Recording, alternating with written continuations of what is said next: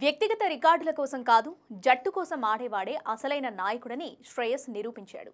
ఇది team game. నా century కోసం ఆలోచించొద్దు, నువ్వు ఆడు అని తాజాగా జరిగిన Gujarat Titans versus Punjab Kings మ్యాచ్లో పంజాబ్ కెప్టెన్ శ్రేయస్ అయ్యర్ మాటలు ప్రస్తుతం క్రీడా స్ఫూర్తిని చాటుతున్నాయి. ఈ క్రమంలోనే అతడిపై అంబటి రాయుడు ప్రశంసల వర్షం కురిపించాడు. ఇదే సమయంలో శ్రేయస్తో పోలుస్తూ ముంబైకు చెందిన దిగ్గజ క్రికెటర్లపై సెటైర్లు వేశాడు. ముంబై క్రికెటర్లు సాధారణంగా వ్యక్తిగత రికార్డు కోసం చూస్తారు, కానీ అయ్యర్ మాత్రం అలా చేయలేదని పేర్కొన్నాడు.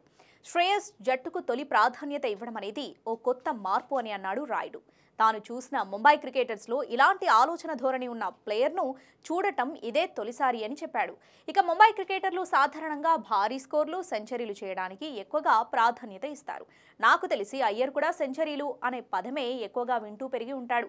కానీ ముంబై నుంచి వచ్చిన ఈ బ్యాటర్లో ఓ చిన్న మార్పు వచ్చింది. అతడు వ్యక్తిగత రికార్డు కోసం కాకుండా జట్టు కోసం నిజాయితీగా ఆడటం మంచి విషయమని భావిస్తున్నాను.